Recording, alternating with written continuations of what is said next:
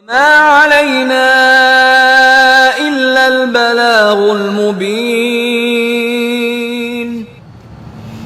بسم الله الرحمن الرحيم. الحمد لله رب العالمين والصلاة والسلام على رسول الله وعلى آله وأصحابه أجمعين. أما بعد. Assalamu alaikum warahmatullahi ta'ala wabarakatuh. Mga kaibigan, mga kapatid sa pananampalatayang Islam, atin na naman pong ipagpapatuloy at dudugtungan ang pagsa sa Asmaullahi wa Sifatihi, ang mga pangalan at katangian ni Allah subhanahu wa ta'ala. At ito'y napakahalagang paksa na kailangan linawin, ipaliwanag ng detalyadong pagpapaliwanag at paglilinaw. Dahil nga sa kahalagahan ng paksa na ito, ay napakaraming sekta na nalihis at naligaw sa paksa na ito. At ang ilan dito ay magpasa hanggang ngayon ay umiiral sa panahon na ito na kung saan kanilang ipinapalaganap ang mga lihis na pananaw hinggil sa mga pangalan at katangian ni Allah subhanahu wa ta'ala. Kaya nararapat sa atin na unawain, pag-aralan, linawin at ipaliwanag ng detalyadong paglilinaw ang hinggil sa paksa na ito. So mga kapatid, sa huling episode, ang pinakahuling natalakay natin hinggil sa paksa na ito ay ating binanggit, inilahad ang mga uri ng katangian ni Allah subhanahu wa ta'ala. Tinalakay natin yung mga tinatawag na sifat dhatiya, sifat fi'liya, at yung sifat, tinatawag din siyang sifat khabariya, dhatiya, at sifat fi'liya at dhatiya. At binigyan natin ng mga halimbawa yung ilan sa mga uri na ito at yung mga katibayan din mula sa Quran at Sunnah ng mahal na propeta sallallahu alaihi wasallam. Dahil nga paulit-ulit nating sinasabi na ang mga pangalan at katangian ni Allah, na ang pamatayan sa ligan dito ay tawqifiyah. Kung ano pa man yung nabanggit sa Quran at nabanggit sa Sunnah, lagi natin ito alalahanin. No? Hindi natin pangungunahan ang dalawang source, dalawang pinagkukunan na ito sa ligan ng ating relihiyon, ang Quran at Sunnah. Ano yung nabanggit na katangian sa Quran na pinagtibay ni Allah at sa Sunnah ng mahal na propeta sallallahu alaihi wasallam, ito lamang yung paniniwalaan natin at pagtitibayin natin. So ngayon naman sa paksa na ito na idinugtong ng ating Sheikh, ay tatalakayin natin yung mga ilan sa halimbawa, mga pangunahing katangian, mga halimbawa na napagtanto, mga halimbawa ng mga katangian ni Allah na pinagtibay at napagtanto mula sa Quran at mula sa Sunnah at mula sa ijma'. Wa min sifatillahi ta'ala at-thabita minal kitabi was sunnah wal ijma'. Kabilang sa mga halimbawa ng katangian ni Allah subhanahu wa ta'ala na nabanggit, pinagtibay ng Quran, pinagtibay ng Sunnah at pinagtibay ng ijma', yung napagkasunduan, napagkaisahan ng mga scholar mula sa mga sahaba, tabi'in at tabi'in. So ngayon mga kapatid, na magfo-focus lang tayo, nag-focus ang ating Sheikh sa tatlong halimbawa na ito, na itong tatlong halimbawa na ito ng katangian. Ito yung pinaka malaking katangian, pangunahing katangian, pinaka halimbawa ng mga katangian na dito nalihis, no, ang mga sektang inuugnay sa relihiyong Islam. Anong tatlo na ito? Sifatul ulu. Ang pag-iral ni Allah subhanahu, ang kataas-taasan ni Allah, lalong-lalo na ang pag-iral ni Allah subhanahu wa ta'ala sa itaas. Itong sifatul ulu, tatalakay natin, no? At babanggitin natin ang tunay at tamang pananaw dito, pananaw ng Ahlus Sunnah wal Jamaah, pananaw ng mahal na propeta sallallahu alaihi wasallam na nabanggit sa Quran at kanyang pinagtibay at ipinarating sa atin. Ganun din ang ijma' ng mga nauna, no? Itong sifatul ulu. At ito yung pinakamalaking pinagtalunan, no, sa pinagtalunan, lalong-lalo na ang mga lihis na sekta, dahil kanilang itinanggi ang sifatul ang uluwudzat, ang pag-iral ni Allah subhanahu wa ta'ala. Kaya sila, dahil sa kanilang mga maling pamantayan at iniwanan nila ang mga katibayan. Mamaya babanggitin natin yung mga katibayan natin hinggil sa tinatawag na uluwudzat, pag-iral mismo ni Allah subhanahu wa ta'ala sa taas. No, ito yung una na sifa na ating babanggiting sifatul ulu. Pangalawa, yung istiwa, pag-iistiwa, pagpapaitaas, pangingibabaw, pag-iistiwa ni Allah subhanahu wa ta'ala sa kanyang arsh, na pinagtibay din ito ni Allah subhanahu wa ta'ala sa napakaraming dalil sa Quran na itinanggi ng mga lihis na sekta. Pangatlong katangian na binagit ng ating Sheikh na ating tatalakayin, yung sifatul kalam, yung pagsasalita, pananalita o pagsasalita, sifatul kalam ni Allah subhanahu wa ta'ala, na kung saan itinanggi din ito ng mga lihis na sekta na humantong na upang kanilang sabihin na ang Quran, mushaf, ang Quran na ito na nasa ating mga kamay ay makhluk, nilikha, na katulad ng paniniwala ng Jahmiya, ng Mu'tazila, na kanilang pinaniwalaan na ang Quran ay makhluk, nilikha. Subhanallah. Ito ay lihis. Ito ay kufr na paniniwala na sabihin na ang Quran na salita ni Allah ay makhluk, waliyaudubillah. Waliyaudubillah, kataas-taasan, kaluwalhatian si Allah subhanahu wa ta'ala mula sa masama at ligaw na paratang paniniwala na ito. So ngayon mga kapatid, uunay natin ang sifatul ulu, ang kataas-taasan ni Allah subhanahu wa ta'ala. Para lubos nating maunawaan, binanggit dito ng ating Sheikh na ang sifatul ulu ay may tatlong kategorya o tatlong uri. Tinatawag na ulul qadr, ulul qahr, ulul dhat. At lahat ng natin to pinagtitibay at pinaniniwalaan. Dahil nga nabanggit sa Quran, nabanggit sa Sunnah, at pinagtibay na ijma' na pagkaisahan ng salafus salih. Ibig sabihin ng ulul qadr, ang kataas-taasan ni Allah, ang kataas-taasan ng kanyang kadakilaan, ulul qadr. Ikalawa, ulul qahr, ang kataas-taasan ng kanyang kamahalikaan, kaharian. Ito yung tinatawag na ulul qahr. So pinaniniwalaan, pinagtitibay natin ito na si Allah subhanahu wa ta'ala ang pinakadakila at pinakamakapangyarihan, Pangatlo, ang ulul dhat, ang pag-iral ng kanyang sarili, ang kanyang dhat sa itaas, sa ibabaw, na pinaniniwalaan natin na si Allah subhanahu wa ta'ala ay umiiral sa taas. Dahil ito ay pinagtibay ng Quran, pinagtibay ng Sunnah, at nabanggit din ng ijma' ng mga salafus salih. Ang mga ahlut ta'til, ahlul bid'ah, ahlut ta'til na sila yung mga Jahmiya, mga Mu'tazila, mga Asy'ariyah, Maturidiyya, Kullabiyya, hindi itinanggi nila mga kapatid itong uluwud dhat, ang pag-iral ng kanyang pag-iral ni Allah subhanahu wa ta'ala sa itaas.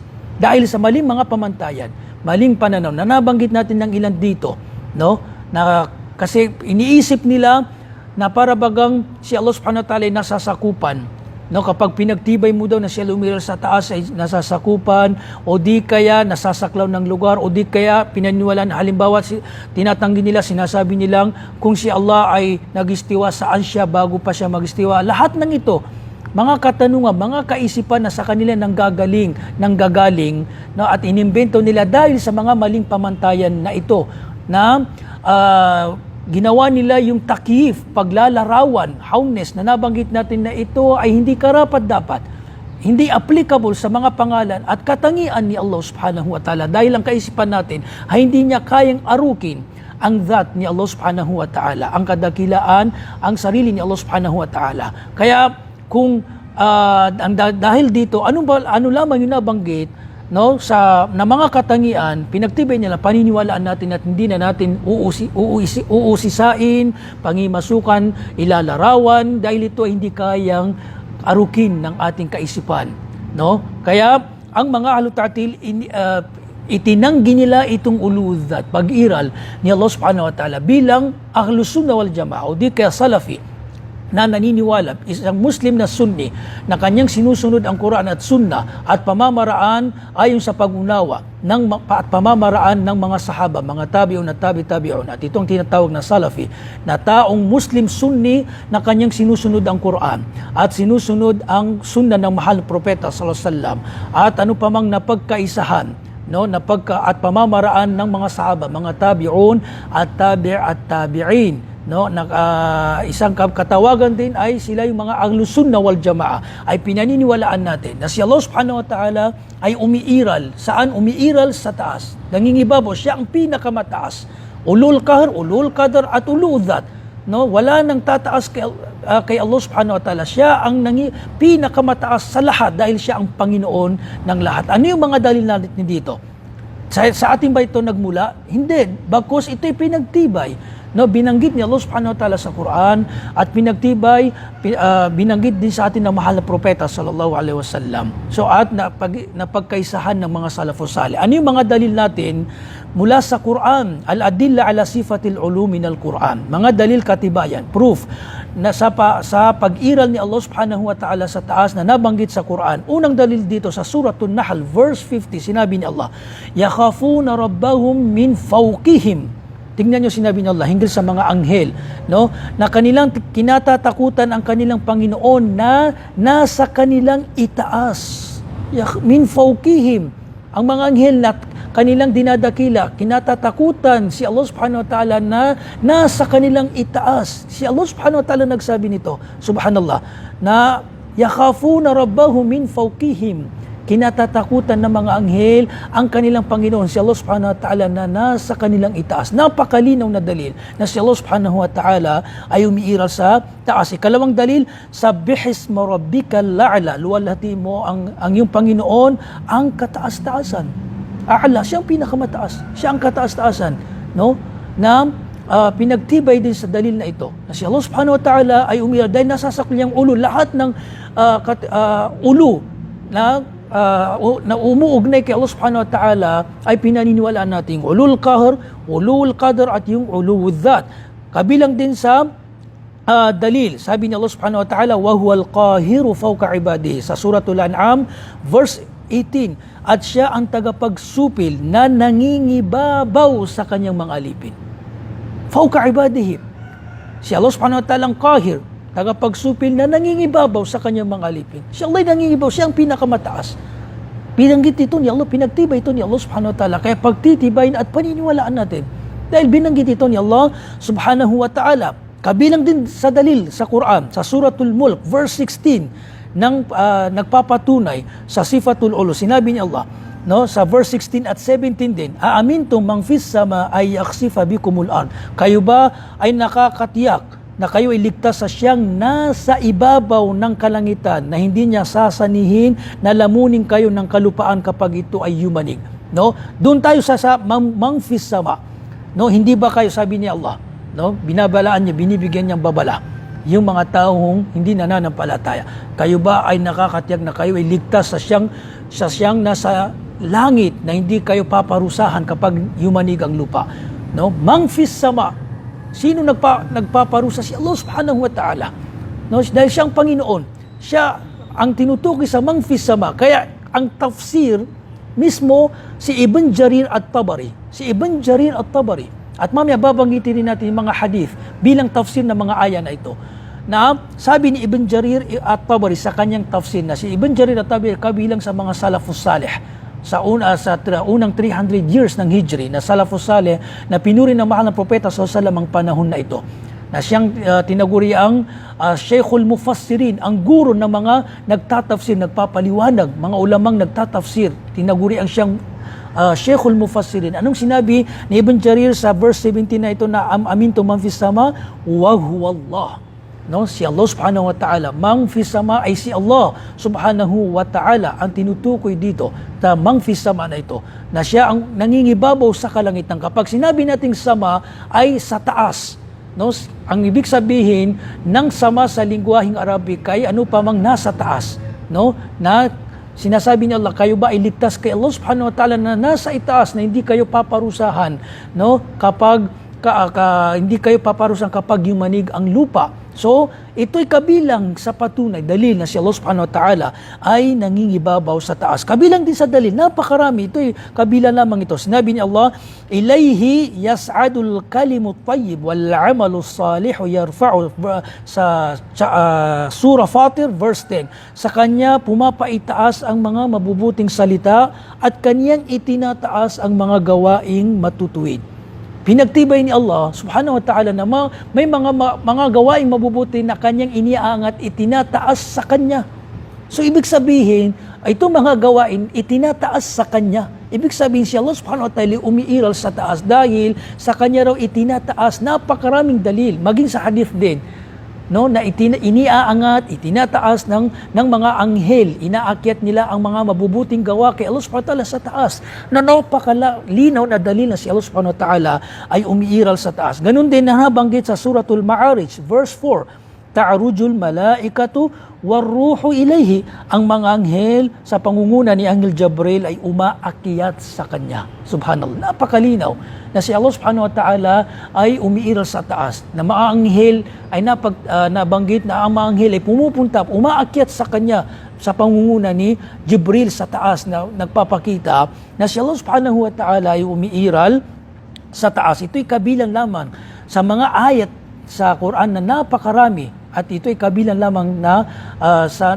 katibayan mula sa Quran na nagpapatunay sa uludat, pag-iral ni Allah subhanahu wa ta'ala sa ibaba o sa itaas.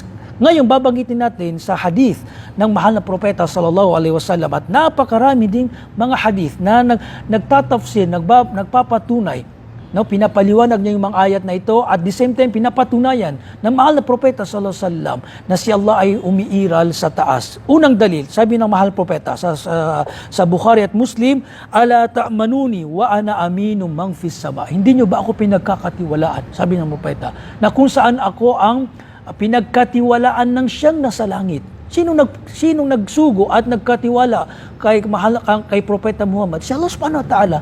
Ibig sabihin, parang sinasabi ng propeta, pagkatiwalaan nyo ako dahil siyang nasa langit na si Allah ay sa akin niya ipinagkatiwala ang Islam bilang ginawa niya akong propeta at sugo. So ito ay napakalaking dalil, katibayan, at bilang tafsir din sa mangfis sama na nabanggit sa mga ayat sa Quran sa pamamagitan ng hadith na ito ng mahal na propeta sallallahu alaihi wasallam. Pangalawang dalil, at ito ay nabanggit din sa Sahih Muslim, na yung isang alipin, no, babaeng alipin o di kaya alipin, ay tinanong ng mahal ng propeta, no, man rabbuk, sinabi niya, ayna Allah, sinanong niya saan si Allah subhanahu wa ta'ala. Anong sinabi ng alipin na ito? Sabi niya, fis sama, siya ay nasa langit. Napakalinaw. Sino nagtanong? Ang mahal ng propeta sallallahu alaihi wasallam, no? At sinagot ng babae, fis sama. Pagkaraan nito sa huling sabi niya, palayain mo siya, gawin mo siyang malaya dahil siya ay mu'mina. Siya ay nananampalataya. No? Nang tanungin niya, saan si Allah? Anong sinabi ng jarya na ito? Babaeng alipin, sabi niya, fis sama, nasa langit. Pagkaraan nito, inutusan niya at tinanong din niya, sino ako? Anta Rasulullah. No? Sabi niya sa nagmamayari nito, palayain mo, gawin mo siyang malaya dahil siya ay mu'mina, mananampalataya. Napakalinaw sa hadith na ito. Pero ang mga alutatil, kung ano-ano yung syubha, no, maling mga interpretasyon ang ipinapaliwanag nito para lamang pabulaanan itong hadith na ito. At ang masaklap nito, ang ilan sa kanila, hinatulan nilang daif na kung saan, subhanallah, ito ay mula sa Sahih Muslim. No, nabanggit na ito ay narrated ni Sahih Muslim, na tinaguri ang Bukhari at Muslim asahul kitab ba'da al-Quran, pinaka-authenticated na aklat pagkaraan ng Quran. Itong Sahih Bukhari at ng Muslim, at kung ano-anong mga ipinaparatang nila sa hadith na ito. Subhanallah, na napakalinaw na katibayan mula sa hadith na si Allah subhanahu wa ta'ala ay nangingibaw, umiiral sa taas. Ganon din, kabilang din sa hadith yung pag-mi'raj ng mahal na propeta sallallahu alaihi wasallam. Ito lamang yung pagpunta ng mahal na propeta sallallahu alaihi wasallam sa langit, na kung saan nabanggit natin, halimbawa yung pag-uubliga ni Allah subhanahu wa ta'ala sa mahal na propeta sa 5 beses na pagsasala, na mismo doon siya kinausap ni Allah subhanahu wa ta'ala sa langit, na at inubliga sa kanya ni Allah subhanahu wa ta'ala sa mahal na propeta ang 5 beses na pagsasala. Ito lamang nagpapakita sa pagmimi'raj ng mahal na propeta, pagtungo niya sa langit at kinausap siya doon ni Allah, nagpapakita na si Allah, napakalinaw, napakalaking katibayan na si Allah subhanahu wa ta'ala ay umiiral sa taas. Kabilang din sa hadith, mga kapatid, halimbawa, itong si Zainab bintu Jahash, no, pinagmamalaki niya sa ibang asawa ng mahal na propeta, na sinasabi niya, kayo ay kinasal kayo ng inyong mga ama na sa mahal na propeta sallallahu, pero ako ay ikinasal ako ni Allah sa pinakataas sa ibabaw ng kanyang arsh. Ito'y nabanggit din sa ilang hadith at sa riwaya din ni Muslim na itong si Zainab bintu Jahash ang nagkasal sa kanila. Ito nabanggit pagkaraan ni Zaid, nang hiwalay ni Zaid bin Haritha, ay ikinasal ni Allah subhanahu wa ta'ala itong si Zainab bintu Jahash kay mahal na propeta. Bumaba itong verse na ito, no? Pero ang punto natin dito, itong sinasabi ni Zainab bintu Jahash na pinagmamalaki niya, na sinasabi niya, zawwajani Allahu min fawqi sab'i samawat. Ikinasal ako ni Allah kay mahal propeta Muhammad sa ibabaw ng 7 kalangitan. Allahu Akbar. No? Napakalinaw ito. Napakalinaw na sinabi ni inna Allaha ankahani fi sama, tunay na si Allah ay kinasal niya ako sa langit.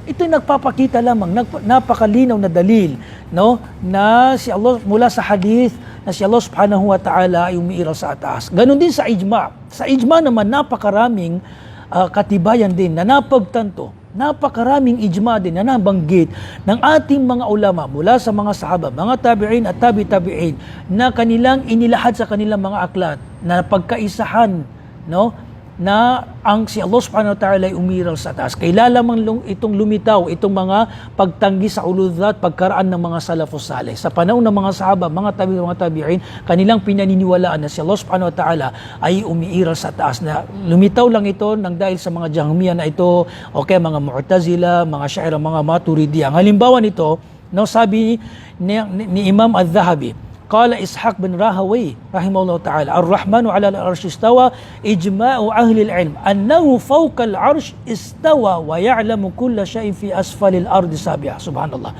No, sinabi ni Allah, si Allah subhanahu wa ta'ala ay nangibabaw sa kanyang arsh, nagistiwa, at napagkaisahan ng lahat ng scholar na si Allah subhanahu wa ta'ala ay nangingibabaw, no, umiiral sa ibabaw ng kanyang arsh, wa ya'lamu kulla shay'in, at nababatid niya, nalalaman niya lahat ng nangyayari, no, dito sa kalupaan. Ito ay ijma na nabanggit ni Imam Al-Dhahabi na sinabi ni Ishaq bin Rahawi, na itong si Ishaq bin Rahawi ay pumanaw siya noong 237 Hijri. Ibig sabihin, kabilang siya sa Salafus Salih. Kabilang din sa ijma, mga kapatid. Halimbawa si Imam Abul Hasan al-Ash'ari na nabanggit sa kanyang aklat na iba na ijma'u ahli sunnah. Na tingnan nyo si Imam Abul Hasan al-Ash'ari na kung saan itong mga Syairah nagpapakilala ngayon na ina-address nila ang kanilang grupo, ang kanilang mga sarili kay Imam Abul Hasan al-Ash'ari, na kung saan titingnan natin, pagtatantuin natin na si Imam Abul Hasan al-Ash'ari ay siya ay nagbalik loob at nagtauba, kabilang sa patunay mismo ang kanyang mga aklat. Ang iba na ang Maqalatul Islamiyin, Risalatul ila Ahli Thagar, na ito ay nabanggit natin sa unang episode ng paksa na ito. Nagpapakita lamang na itong mga syairah na ito ay tinasalungat nila ang kanilang imam na si Imam Abul Hasan al-Ash'ari. Anong sinabi ni Imam Abul Hasan al-Ash'ari? Ijma'u ahli sunnah ala anna Allah fawqa arshihi, no, wa ajma'u annahu ta'ala fawqa samawatihi ala arshihi, no, napagkaisahan ng mga scholar din na binanggit ni Imam Abul Hasan al-Ash'ari na si Allah subhanahu wa ta'ala ay umiiral fawqa samawati, sa pinakataas ng mga kalangitan. Sino nagsabi nito? Si Imam Abul Hasan al-Ash'ari, na ijma mula sa kanya, at nabanggit niya na napagkaisahan ng mga naunang scholar na si Allah subhanahu wa ta'ala ay umiiral sa taas. Mismo ang nagsabi nito ang si Imam Abul Hasan al-Ash'ari na sinusunod ng mga nagpapakilalang mga Asy'ariyah na ito. Katulad din, magbanggit din tayo ng kasabihan ng mga 4 na scholar na kabilang din sa Salafus Salih, yung 4 na imam, si Imam Abu Hanifa, Imam Malik, Imam Ash-Shafi'i at Imam Ahmad ibn Hanbal. Pero magbabanggit lang tayo itong sinabi ni Ibn Abdul Bar, nabanggit binanggit niya sa kanyang aklat, na sinabi ni Imam Malik rahimahullah, Allahu fis sama wa ilmuhu fi kulli makan. Tunay na si Allah ay nasa langit, wa ilmuhu fi kulli makan, subalit ang kanyang kaalaman, nababatid niya ang lahat lahat ng nangyayari, sa lahat ng lugar, sa lahat ay nababatid, nalalaman ni Allah, bagamat si Allah subhanahu wa ta'ala ay umiiral sa taas. Kabilang din, napakalinaw na pagsasalay sa hinggil kay Imam Malik, katibayan, na pinaniwalaan ng 4 na imam na si Allah subhanahu wa ta'ala umiiral sa taas, yung nabanggit natin na sinabi ni Imam Malik na sinabi niya, nang tinanong siya hinggil sa pag-iistiwa. Subhanallah, anong sinagot ni Imam Malik bilang napakabuod na kasagutan? Al-istiwa minhu ma'lum, ang pag-istiwa ni Allah, pangingibabaw sa kanyang arsh ay ma'lum, alam, na ito ang kahulugan niya ay alam, wal kayfu majhul, ang paglalarawan o di kaya ang tunay na larawan nito, katayuan nito ay majhul, hindi natin alam. Waswalu an hadha bid'a, ang pagtatanong ng paglalarawan, paano ganito, paano nagistiwa, saan si Allah, bago pa siya magistiwa, nakatulad ng ginagawa ng mga ahlu ta'til. Sa ano sinabi ng ating imam, bid'a, ito ay itong pagtatakif, paglalarawan, hawni sa mga katangian niya, lalo ng pag-istiwa, ito ay bid'a wal imanu bihi wajib. At tunay na ang paniniwala sa pag-istiwa ay wajib, obligado. Paniniwalaan natin ng walang takif. Ito ang buod na kahulugan. So ito ay kabilang lamang, mga kapatid, katibayan sa Quran, sa sifatul ulu, katibayan mula sa hadith ng mahal na propeta sallallahu at ijma ng mga sahaba. Subhanallah. Napakalinaw, napakadali, no? Ito yung pananaw ng Ahlus Sunnah wal Jamaa hinggil sa sifatul ulu na itinanggi ng mga ahlu ta'til na ito, no? Na itinanggi nila, iniwan na nila itong mga malilinaw na dalil mula sa Quran at Sunnah at ijma ng mga salafus salih. Ngayon naman, ang tatalakay natin ang istiwa. Ang sifatul ulu nga pala ay kabilang sa tinatawag na sifat dhatiyah, no? Ang sifatul ulu ay kabilang sa dhatiyah. Ang istiwa naman, magbibigay ang ating halimbawa ng halimbawa ng ating sheikh ng kabilang sa sifat fi'liyah, mga sifat katangiang may kaugnayan sa mga gawain kilos ni Allah subhanahu wa ta'ala. At ito nga itong tinatawag na istiwa. Ng ibig sabihin ng istiwa, kung inyo maalala, ang pangingibabaw ni Allah subhanahu wa ta'ala sa ibabaw ng kanyang arsh. At ito ay pinatunayan din ni Allah subhanahu wa ta'ala sa pitong katibayan, dalil sa Quran. No? Halimbawa sa surah Taha, verse 5, anong sinabi ni Allah? Ar-Rahmanu 'alal arshi istawa. Ang mahabagin si Allah subhanahu wa ta'ala ay sa kanyang arsh nangibabaw. Nangibabaw siya sa kanyang arsh, sa ibabaw ng kanyang arsh. Napakalinaw.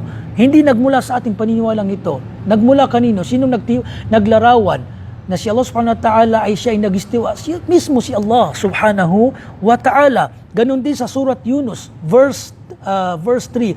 Wa inna rabbakumullahu alladhi khalaqas samawati wal arda fi 6 ayyam thumma istawa 'alal arsh. Tunay na ang inyong Panginoong si Allah na kanyang nilikha ang mga kalangitan at ang kalupaan sa loob ng 6 na araw. Pagkaraan nito, thumma istawa 'alal arsh, pagkaraan nito siya ay nagistiwa sa kanyang arsh. Surat Yunus verse 3.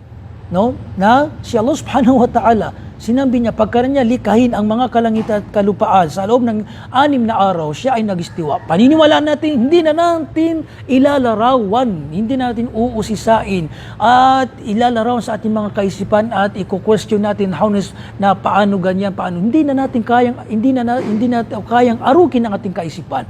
Dito lamang tayo hinto, hindi na natin babawasan. Dahil binanggit ni Allah, paniniwalaan natin to. Pinagtibay nila. Ganun din, pwede niyong i-review ang sa Suratul A'raf, verse 54, sa Suratul Ra'd, verse 2, sa Suratul Furqan, verse 59, sa Suratul Sajda, verse 4, sa Suratul Hadid, verse 4, na nabanggit sa mga sura na itong pag-iistiwa ni Allah subhanahu wa ta'ala. At ang istiwa ay kabilang sa sifat fi'liyah at ito ay tinanggi ng mga mu'attila at ginamitan nila ng ta'wil pag inilihis nila ang kahulugan nito, no? Kahulugan nila kung ano-anong ibinigay nilang kahulugan para lamang itanggi ang pag-iistiwa, no? El-isti'la, dethrone o ano pa mang mga kahulugan, no? Pero ang kasagutan nito, tingnan niyo yung sinabi ni Imam Malik, no? Hinggil sa istiwa, ma'lum, alam na ang kahulugan nito sa lingwaheng Arabic, na ito ay irtifa, no, pagpapaitas, pangingibabaw, so paniniwalaan natin. Naunawaan natin ang istiwa, paniniwalaan natin, biduni takif, hindi na natin ilalarawan paano, saan si Allah bago pa siya mag-istiwa. Ito ay labag sa relihiyong Islam, no, nasasalungat niya dahil hindi kayang arukin ng ating kaisipan. na salungat sa ginagawa ng mga ahlut ta'til, dahil ang ginawa nilang sukat ng timbangan sa mga katangin nila ay kung anong mga nasa mga nilikha, kaya inilalarawan nila, itinatanggi nila. Tinagtatanggol sila ng mga ganitong katanungan dahil sa mga maling pamantayan nila na tinatawag na ilmul kalam. Bilang panghuli mga kapatid, na katangian itong sifatul kalam, ang pagsasalita, pananalita ni Allah subhanahu wa ta'ala. At ito'y nabanggit din sa napakaraming dalil sa Quran na si Allah subhanahu wa ta'ala ay nagsasalita. Kaya ang ating pananaw, sabi ng ating Sheikh, kahulugan ng sifatul kalam, anna Allah ta'ala yatakallamu bi kalamin hakiki. Tunay na si Allah ay nagsasalita ng tunay na salita. No, masmo, naririnig bi hurufin wa aswatin, na may mga letra at may mga boses. Ngunit ang pagsasalita, pananalita ni Allah ay la yumathilu kalamil makhlukin, pero hindi niya kahaling tulad ang pagsasalita ng mga makhluk, mga nilalang. Nabanggit natin ito sa mga nauna, binibigyan din natin. May mga katangian salita, no, na ginagamit, itinataglay o ginagamit kay Allah at ginagamit, ibig sabihin, halimbawa pandinig, ang tao ay nakakarinig, ang si Allah subhanahu wa ta'ala ay nakakarinig din. Pero ang pandinig ni Allah ay hindi kahalintulad ng pandinig ng tao. Pero yung salitang pandinig ay ginagamit sa tao na makhluk at ginagamit kay Allah subhanahu wa ta'ala. Pero syaitan, napakalaki ng kahibahan kapag inaddress na kay Allah at inaddress na sa isang makhluk, no, na ang pandinig ni Allah hindi kahalintulad ng pandinig ng tao na nakis, limitado at kulang. Pero ang pandinig ni Allah ay napagtanto niya dahil binigyang diin ni Allah sa banal na Quran na laysa kamithlihi shay, wala siyang kahalintulad sa lahat ng aspeto, sa kanyang sa kanyang katangian, sa kanyang mga gawain, no? Bagamat sabi ni Allah, wa huwas samiul basir, siya ay nakakarinig at nakakakita. So parang sinasabi ni Allah ang kanyang pandinig, siya ay nakakakita at siya ay nakakarinig, pero ang kanyang pandinig, ang kanyang paningin ay hindi kahalintulad ng ano pa mang bagay. Napakalinaw, subhanallah, no? Napakalinaw.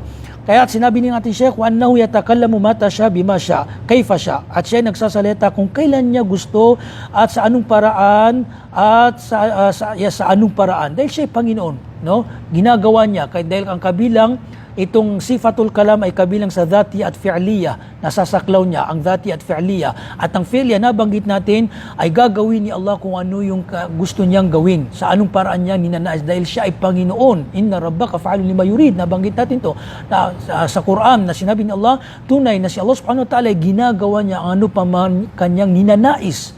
So tinataglay niya ang mga katangian na may kaugnayan sa gawain at kilos. Na kabilang nga rito ang istiwa, no? Katulad mahabba, pagmamahal, pagdating na si Allah subhanahu wa ta'ala, waja'a rabbuka wal malaku saffan saffa.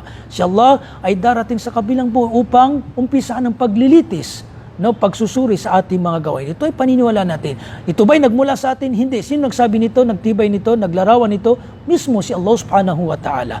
No, nakatulad nga nito ang pag-istiwa o di kay ang kalam. No, ang kalam, pagnanalita ni Allah subhanahu wa ta'ala, pinagtibay. Anong dali natin dito? Sinabi ni Allah sa Suratun Nisa, verse 164, wa kallama Allahu Musa taklima. At si Allah ay nangusap kay Musa ng tuwirang pananalita. Allahu Akbar. Napakalinaw na si Allah, sabi ni Allah sa kanya, hingga sa kanyang sarili na kinausap niya si Musa alayhis salam. At iba pang mga dalil. No, katulad ng kanyang nang nag-mi'raj ang mahal ng propeta na kinausap ni Allah subhanahu wa ta'ala ang ating propeta Muhammad sallallahu alaihi wasallam. Ganon din si propeta Ibrahim. Ito'y nabanggit din, no? Kabilang din sa dalil sa suratul Araf, ganon din kay Musa wa qawluhu ta'ala walamma ja'a Musa limiqatina wa kallamahu rabbuhu. Suratul Araf verse 143, at nang si Musa ay dumating sa itinakda naming oras at ang kanyang Panginoon na si Allah subhanahu wa ta'ala ay nakipag-usap sa kanya. Napakalinaw sa tinatawag na sifatul kalam. Pero itong mga ahlut ta'til na ito, dahil sa kanilang mga maling pamatayan, no, ay hindi nila ipinagtanto, pinagtibay ang kalam hanggang sa humantong, no, na kanilang sabihin na ang Quran ay makhluk, nilikha ta'ala Allah. Dahil sa kanilang paghahalintulad, no, inilalarawan nila si Allah subhanahu wa ta'ala sa kanilang mga kaisipan at ginagawa nila, isinusukat nila, itinitimbang nila sa anong mga katangiang mayroon sa mga makhluk. Ta'ala Allah, kaluwalhatian, no, kataas-taasan, no, subhanallah, maluwalhati si Allah subhanahu wa ta'ala sa mga maling pananaw, maling lihis at maling paratang na ito na ginagawa ng mga ahlu ta'til. So kabilang lamang to mga mga kapatid, mga kaibigan, sa mga halimbawa ng mga sifat ni Allah subhanahu wa ta'ala, na pangunahing sifat na pinagtalunan, no, at nalihis dito ang mga sektang iniuugnay sa relihiyong Islam, at yung mga iba pang mga katangian, no, na nabanggit, mga katangiang pinagtitibay at pinaniniwalaan natin ay lahat ng ito ay may katibayan mula sa Quran at mula sa Sunnah at ijma ng Salafus Salih. At sinabi ni Allah subhanahu wa ta'ala, atiu Allah wa atiu Rasul. Sa ibang aya, fa in tanaza'tum fihi shay'in farudduhu ila Allah wa Rasuli. Kapag kayo mayroon kayong hindi napagkasunduan, hindi pagkakaunawaan sa ilang bagay, lalo na sa akida, ay manumbalik kayo sa Quran, panghawakan yung Quran at ang Sunnah ng katuruan ng mahal na propeta sallallahu alaihi wasallam. Ganun din sa hadith sinabi ng mahal na propeta, no? Taraktu fikum shay'an ma in tamassaktum bihi ma lan tadillu ba'di, kitabullah wa sunnati. Iniwan ko sa inyo ang dalawang bagay, habilin sa atin ng mga propeta na ating panghawakan. Kapag pinanghawakan natin ang dalawang